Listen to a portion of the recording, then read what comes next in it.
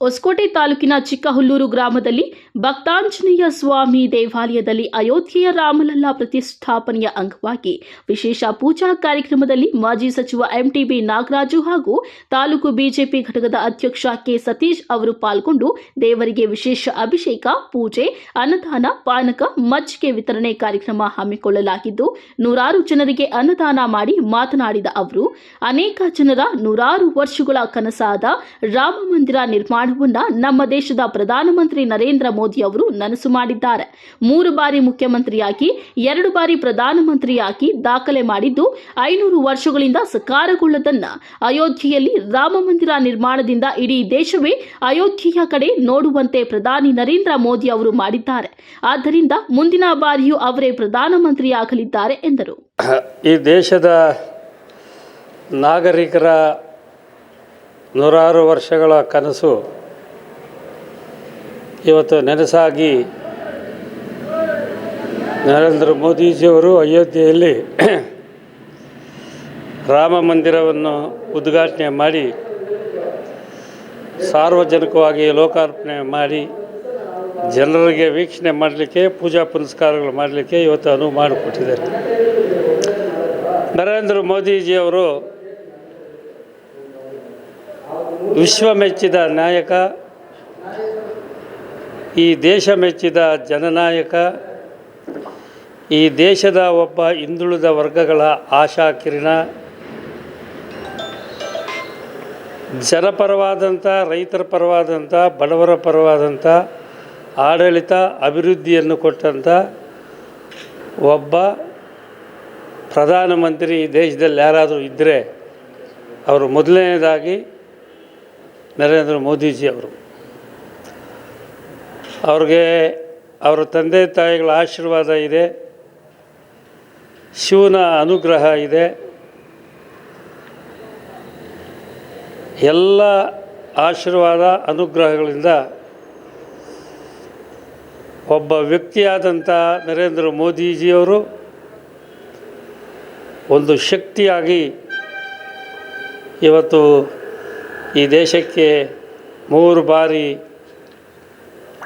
ಮುಖ್ಯಮಂತ್ರಿಗಳಾಗಿ 2 ಬಾರಿ ಪ್ರಧಾನಮಂತ್ರಿಗಳಾಗಿದ್ದಾರೆ ಅಂದರೆ ಇದೊಂದು ರೀತಿ ಇತಿಹಾಸದ ಗಿನ್ನೀಸ್ ದಾಖಲೆ ಮಾಡುವಂಥ, ಗಿನ್ನೀಸ್ನಲ್ಲಿ ದಾಖಲೆ ಮಾಡತಕ್ಕಂಥ ಒಂದು ವಿಖ್ಯಾತಿ ಪಡೆದಂಥ ಒಬ್ಬ ವಿಶ್ವ ನಾಯಕ ಅಂತ ಇವತ್ತು ಹೇಳಲಿಕ್ಕೆ ಬಯಸ್ತೇನೆ. ಇವತ್ತು ಈ ನಾಡಿನ ಸಮಸ್ತ ಜನರಿಗೆ ಭಾಳ ಸಂತೋಷ ಆಗಿದೆ, ಖುಷಿಯಾಗಿದೆ. ದೇಶದ ಜನರ ಪರವಾಗಿ, ರಾಜ್ಯದ ಜನರ ಪರವಾಗಿ, ಈ ಚಿಕ್ಕಹುಲ್ಲೂರಿನ ಜನರ ಪರವಾಗಿ ಅವ್ರಿಗೆ ನಾವೆಲ್ಲರೂ ಸೇರಿ ಅಭಿನಂದನೆಗಳನ್ನು ಸಲ್ಲಿಸ್ತೇವೆ. ರಾಮ, ಲಕ್ಷ್ಮಣ, ಸೀತಾ, ಆಂಜನೇಯ, ಶತ್ರುಘ್ನ, ಭರತ ಎಲ್ಲರೂ ಕೂಡ ಎಲ್ಲ ಭಕ್ತ ಮಹಾಶಯರಿಗೆ ಆಯುರ ಆರೋಗ್ಯ ಸಕಲ ಸಂಪತ್ತುಗಳನ್ನು ಕೊಟ್ಟು ಇಷ್ಟಾರ್ಥ ಸಿದ್ಧಿ ಮಾಡಲಿ ಅಂತೇಳಿ ಎಲ್ಲರ ಪರವಾಗಿ ನಾನು ದೇವರಲ್ಲಿ ಪ್ರಾರ್ಥನೆ ಮಾಡ್ತೀನಿ. ಇಡೀ ವಿಶ್ವದಲ್ಲೇ ಇವತ್ತಿನ ಅಯೋಧ್ಯೆಯಲ್ಲಿ ಈ ರಾಮ ದೇವಾಲಯ ಉದ್ಘಾಟನೆ ಆಗಿದ್ದು ವಿಶ್ವದ ಜನರು ಅದನ್ನು ವೀಕ್ಷಣೆ ಮಾಡಿ ಅವರು ಇವತ್ತು ನರೇಂದ್ರ ಮೋದಿಜಿಯವರಿಗೆ ಈ ದೇಶ ಕಂಡಂಥ, ವಿಶ್ವ ಕಂಡಂಥ ಒಬ್ಬ ಪ್ರಧಾನಿ ಮಂತ್ರಿ ಅವ್ರು ಯಾರಾದರೂ ಇದ್ದರೆ ಅದು ನರೇಂದ್ರ ಮೋದಿಜಿಯವರು ಇವತ್ತು ಭಾಳ ಹೆಮ್ಮೆ ಪಟ್ಟಿದ್ದಾರೆ.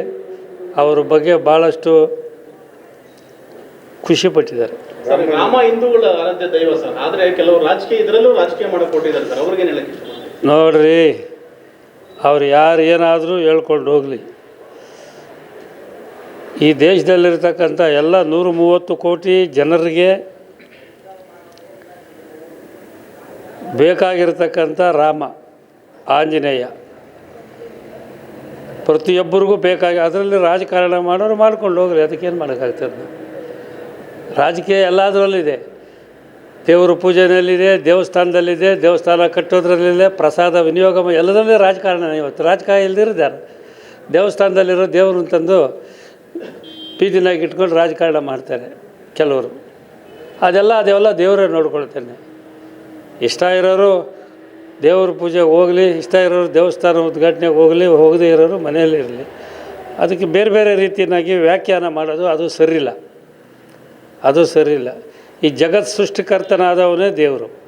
ಈ ಜಗತ್ತಿನಲ್ಲಿರ್ತಕ್ಕಂಥ 80 ಕೋಟಿ ಜೀವರಾಶಿಗಳಿಗೆ ಅನ್ನ ಆಹಾರವನ್ನಿತ್ತು ರಕ್ಷಣೆ ಮಾಡ್ತಕ್ಕಂಥವನೇ ದೇವರು. ನಾವೆಲ್ಲ ಬದುಕಿರೋದೇ ದೇವರು. ನಮ್ಮ ಹಿಂದೂ ಪರಂಪರೆ, ಹಿಂದೂ ಸಂಸ್ಕೃತಿ, ನಾವೆಲ್ಲ ದೇವರು ನಂಬಿ ಬದುಕಿ ಬಂದಂಥ ನಮ್ಮ ಹಿರಿಯರು, ನಮ್ಮ ತಾತ ಮುತ್ತಾತ ಮುತ್ತಜ್ಜರೆಲ್ಲ ಇವತ್ತು ನಮ್ಮ ಯುವ ಪೀಳಿಗೆಯವರು ಕೂಡ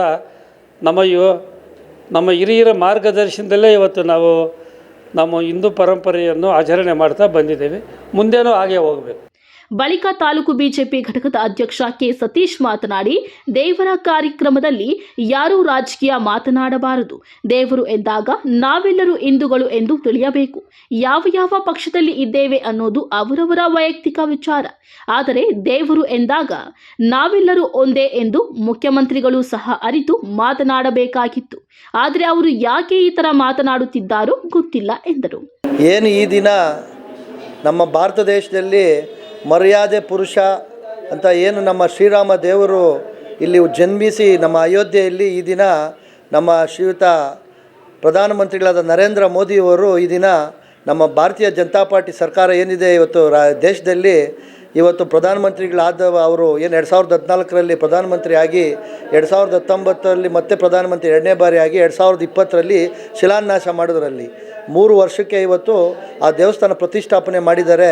5 ದಶಕಗಳಿಂದ ನಮ್ಮ ರಾಮರಾಜ್ಯ ಏನು ಕನಸು ನಮ್ಮ ದೇಶದಲ್ಲಿ, ಭಾರತ ದೇಶದಲ್ಲಿ ನಮ್ಮ ಏನು ಹಿಂದೂಗಳು ಏನು ಭಕ್ತಾದಿಗಳಿದ್ದಾರೆ, ರಾಮ ಭಕ್ತರಿದ್ದಾರೆ, ಅವರ ಕನಸು ಏನಿತ್ತು ಇವತ್ತು ದೇಶದಲ್ಲಿ ಇದೊಂದು ಇತಿಹಾಸ, ಈ ಒಂದು ಪುಣ್ಯ ದಿನ ಬಂದಿದೆ. ಇವತ್ತು ಈ ದಿನ ಅಲ್ಲಿ ಪ್ರಾಣ ಪ್ರತಿಷ್ಠಾಪನೆ ಬಾಲ ರಾಮ ಮಂದಿರ ಕಟ್ಟಿ ಇವತ್ತು ಮಂದಿರವನ್ನು ಅಲ್ಲಿ ಮೂರ್ತಿಯನ್ನು ಪ್ರತಿಷ್ಠಾಪನೆ ಏನು ಮಾಡಿದ್ದಾರೆ ಇವತ್ತು ಆ ಪೂಜೆ ಇವತ್ತು ಇಡೀ ಪ್ರಪಂಚಾದ್ಯಂತ ದೇಶಾದ್ಯಂತ ನಮ್ಮ ಭಾರತ ದೇಶದಲ್ಲೂ ಸಹ ಮಾಡಿದ್ದಾರೆ. ನಮ್ಮೂರಲ್ಲೂ ಸಹ ಚಿಕ್ಕಲೂರು ಗ್ರಾಮ ಶ್ರೀ ಭಕ್ತಾಂಜನೇಯ ಸ್ವಾಮಿ ದೇವಸ್ಥಾನ ಇಲ್ಲಿ ನಾವು ದೇವಸ್ಥಾನ 2019ರಲ್ಲಿ ನಾವು ಪ್ರತಿಷ್ಠಾಪನೆ ಮಾಡಿದ್ವಿ. ಇಲ್ಲಿ ಶ್ರೀ ವಿನಾಯಕ ಸ್ವಾಮಿ, ಶ್ರೀ ಸುಬ್ರಹ್ಮಣ್ಯ ಸ್ವಾಮಿ, ಶ್ರೀ ಭಕ್ತಾಂಜನೇಯ ಸ್ವಾಮಿ ಆ ಸ್ವಾಮಿ ಹತ್ರ ನಾವು ಇಲ್ಲಿ ಹೋದ ವರ್ಷ ಶ್ರೀರಾಮ ಇರಬೇಕಿಲ್ಲಿ ಅಂತೇಳಿ ಶ್ರೀರಾಮನವಮಿ ನವಮಿಗೆ ನಾವು ಆ ಮೆರವಣಿಗೆ ದೇವರನ್ನು ರಾಮರ ದೇವ್ರನ್ನ ತಂದು ಪ್ರತಿಷ್ಠಾಪನೆ ಮಾಡಿದ್ದೀವಿ ನಾವು ಸಹ. ಆದ ಕಾರಣ ಇವತ್ತು ನಾವು ಅಯೋಧ್ಯೆಗೆ ಹೋಗೋಕ್ಕಾಗಲ್ಲ, ರಾಮ ಇಲ್ಲೇ ನಾವು ಪೂಜೆ ಮಾಡಿ ಏನು ಒಂದು ತಿಂಗಳಿಂದೇ ಹೇಳಿದರು ನಮ್ಮ ನರೇಂದ್ರ ಮೋದಿಯವರು, ಇವತ್ತು ಯಾರೂ ಬರೋಕ್ಕೆ ಹೋಗ್ಬೇಡ್ರಿ ಅಲ್ಲಿ ಅಯೋಧ್ಯೆಗೆ, ಅಲ್ಲಲ್ಲೇ ಊರುಗಳಲ್ಲಿ ನೀವು ಪೂಜೆ ಮಾಡಿ ದೀಪಾವಳಿ ಹಬ್ಬ ಮಾಡಿ ಪಾನಕ ಪನ್ನೀರು ಏನು ಪ್ರಸಾದವನ್ನು ಹಂಚಿ ಪೂಜೆ ಮಾಡಬೇಕು ಅಂತ ಒಂದು ನಮ್ಮ ಮೋದಿಯವರು ಒಂದು ಕರೆಯನ್ನು ಕೊಟ್ಟಿದ್ದರು, ನರೇಂದ್ರ ಮೋದಿಯವರು ಪ್ರಧಾನಮಂತ್ರಿಗಳು. ಆದ ಕಾರಣ ಇವತ್ತು ನಾವು ಸಹ ಊರಿನ ಗ್ರಾಮಸ್ಥರೆಲ್ಲ ಸೇರಿ ಪಂಚಾಯಿತಿ ಏನು ಚೊಕ್ಕಳ್ಳಿ ಪಂಚಾಯಿತಿ ಎಲ್ಲ ಮುಖಂಡಗಳು ಸಹ ಸೇರಿ ಈ ದಿನ ರಾಮರ ದೇವರ ಪೂಜೆ ಮಾಡಿ ಸರ್ವೇ ಜನ ಸುಖಿನೋ ಭವಂತು ಅಂತ ಇವತ್ತು ಪ್ರಸಾದವನ್ನು ಹಂಚೋ ಒಂದು ಕಾರ್ಯಕ್ರಮನ ಮಾಡಿದ್ದೀವಿ ನಾವು. ಇವತ್ತು ದೇವ್ರ ಕಾರ್ಯಕ್ರಮ ಯಾರೂ ರಾಜಕೀಯ ಮಾತಾಡಬಾರ್ದು, ಅದು ಅವರವರು ವೈಯಕ್ತಿಕ ಯಾವ ಪಕ್ಷದಾಗನ ಇರಲಿ. ಈ ದೇವ್ರ ಕಾರ್ಯಕ್ರಮ ಅಂದಾಗ ಅವರು ನಾವೆಲ್ಲ ಒಂದೇ ಹಿಂದೂಗಳಿದ್ದೀವಿ, ನಾವು ರಾಮರ ಭಕ್ತಿ ಇದ್ದೀವಿ. ಇವತ್ತು ಮುಖ್ಯಮಂತ್ರಿಗಳಿದ್ದಾರೆ ಸಿದ್ದರಾಮಯ್ಯ ಅಂತ, ಆ ಕಾಲದಾಗೆ ಅವ್ರ ತಂದೆ ತಾಯಿ ಅಂಥ ಹೆಸರಿಟ್ಟಿದ್ದಾರೆ. ಅವರು ಯಾಕೆ ಹಿಂಗೆ ಮಾಡ್ತಾರೋ ಗೊತ್ತಿಲ್ಲ. ನಾನು ಇವತ್ತು ರಾಜಕೀಯ ಬಗ್ಗೆ ಮಾತಾಡೋಕ್ಕೆ ಇಷ್ಟಪಡಲ್ಲ. ಭಾಳ ತುಂಬ ಖುಷಿ ಇದೆ, ಸಂತೋಷ ಇದೆ. ಇವತ್ತು ಏನು ನಮ್ಮ ನರೇಂದ್ರ ಮೋದಿಯವರು ಇವತ್ತು ಮಾಡಿದ್ದಾರೆ ಈ ಕೆಲಸ, ಇವತ್ತು ಪ್ರಾಣ ಪ್ರತಿಷ್ಠಾಪನೆ ಆಗಿದೆ. ಇವತ್ತು ರಾಜಕೀಯ ಮಾತಾಡೋದು ಬೇಡ, ಅವರವರೇ ಅರಿವು ಮಾಡ್ಕೊಂಡು ಇದ್ರ ಬಗ್ಗೆ ಮಾತಾಡಬಾರ್ದು. ಯಾರ್ಯಾರು ನಾವೆಲ್ಲ ಒಂದೇ ಅಂದಿದ್ರೆ ಮುಗ್ದಿತ್ತು, ದೇವರು ಒಂದಿದ್ರೆ ಮುಗ್ದಿತ್ತು. ಒಂದು ದೈವ ಬಲ ಇದೆ. ಒಂದು ಗ್ರಾಮ ಪಂಚಾಯತಿ ಸದಸ್ಯನಾಗಬೇಕಾದ್ರೆ ಎಷ್ಟೋ ಕಷ್ಟ ಇದೆ. ಇವತ್ತು ಅವರು MLA ಆಗದಿರೇ ಫಸ್ಟ್ ಮುಖ್ಯಮಂತ್ರಿ ಆದರು. ಅಲ್ಲಿ ಗುಜರಾತಲ್ಲಿ 3 ಬಾರಿ 14 ವರ್ಷಗಳ ಕಾಲ ಏನೋ ಅವರು ಮುಖ್ಯಮಂತ್ರಿ ಆಗಿದ್ದರು. ಇಲ್ಲಿ ಬಂದ ಮೇಲೆ 2 ಸರಿ 10ನೇ ವರ್ಷ ಇನ್ನೊಂದು 2 ತಿಂಗಳಿಗೆ ಪೂರೈಸ್ತಾ ಇದೆ. 2 ಸರಿ ಪ್ರಧಾನಮಂತ್ರಿ ಆಗಿದ್ದಾರೆ. ಮುಂದಿನ ಪ್ರಧಾನಮಂತ್ರಿ ಅಂತ ನಿಮ್ಮ ಮಾಧ್ಯಮ ಮಿತ್ರಗಳೇ ಎಲ್ಲ ಕಡೆ ಹೇಳ್ತಾ ಇದ್ದಾರೆ. ಜನಾಭಿಪ್ರಾಯ ಏನೋ ಅದೇ ಬರ್ತಾ ಇದೆ. ದೈವ ಬಲ ಇದೆ ಅವರಿಗೆ. ಅವರು ಒಂದು ಭಗವಂತನ ರೂಪದಲ್ಲಿ ಹೇಳ್ತಾರೆ, ಭಗವಂತ ಬರೋಕ್ಕಾಗಲ್ಲ ಪ್ರತ್ಯಕ್ಷವಾಗಿ, ಯಾರೋ ಒಬ್ಬರ ರೂಪದಲ್ಲಿ ತಂದೆನೋ ತಾಯಿನೋ ಮಕ್ಕಳೋ ಹೆಂಡ್ತಿನೋ ಅಣ್ಣ ತಂಗಿನೋ ಸ್ನೇಹಿತನಾಗಿ ಬರ್ತೀರಿ ಅಂತ ಭಗವಂತ ಹೇಳ್ತಾರೆ. ಭಗವದ್ಗೀತೆ ಶ್ರೀಕೃಷ್ಣ ಪರಮಾತ್ಮ ಹೇಳಿದ್ದಾರೆ. ಅದೇ ರೀತಿ ಇವತ್ತು ನಮ್ಮ ದೇಶನ ಉಳ್ಸೋಕ್ಕಾಗಿ ಸರ್ವೇ ಜನ ಸುಖಿನೋ ಭವಂತು ಏನಂತ ಹೇಳಿದ್ನ ಈ ದೇಶನ ಉಳ್ಸೋಕ್ಕೆ ಬಂದಿರೋದು ಭಗವಂತನ ರೂಪದಲ್ಲಿ. ಅವರು ಒಬ್ಬರು ಭಗವಂತನೇ ಅಂತ ತಿಳ್ಕೊಬೇಕು ನಾವು. ಆ ರೀತಿ ಬಂದಿದ್ದಾರೆ ಇವತ್ತು ಶ್ರೀಯುತ ನರೇಂದ್ರ ಮೋದಿಯವರು. ಸಂದರ್ಭದಲ್ಲಿ ಏನು 22ನೇ ತಾರೀಕು 1/2024 ಇವತ್ತು ಶುಭ ಸೋಮವಾರ. ಇವತ್ತು ದೇಶಾದ್ಯಂತ ಇವತ್ತೇನು ಸಂಭ್ರಮ ಆಚರಿಸ್ತಾ ಇದ್ದಾರೆ, ಎಲ್ಲರಿಗೂ ಸಂತೋಷ ಆಗಿದೆ. ಇವತ್ತು ಅಯೋಧ್ಯೆಯಲ್ಲಿ ಪ್ರಾಣ ಪ್ರತಿಷ್ಠಾಪನೆ ಆಗಿದೆ. ಈ ದಿನ ಎಲ್ಲ ನಮ್ಮ ಏನು ತಾಲೂಕು ಇರ್ಬೋದು, ರಾಜ್ಯ ಇರ್ಬೋದು, ದೇಶ ಇರ್ಬೋದು, ಎಲ್ಲರಿಗೂ ಸರ್ವೇ ಜನ ಸುಖಿನೋ ಭವಂತು, ಒಳ್ಳೆಯದಾಗಲಿ.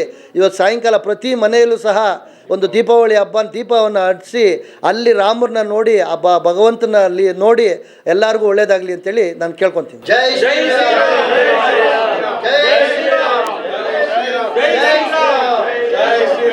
ಜೈ ಜೈ ಶ್ರೀರಾಮ್. ಇನ್ನು ಇದೇ ಸಂದರ್ಭದಲ್ಲಿ ಚಿಕ್ಕಹುಲ್ಲೂರು ಭಕ್ತ ಆಂಜನೇಯ ಸ್ವಾಮಿ ದೇವಾಲಯದಲ್ಲಿ ಬಂದಂತಹ ಭಕ್ತಾದಿಗಳಿಗೆ ಅನ್ನಸಂತರ್ಪಣೆ, ಪಾನಕ, ಮಜ್ಜಿಗೆ, ಕೋಸಂಬರಿ ವಿತರಣೆ ಮಾಡಿ ಶ್ರೀರಾಮ ಮಂತ್ರ ಮೊಳಗಿಸಿ ದೇವರ ಕೃಪೆಗೆ ಪಾತ್ರರಾದರು.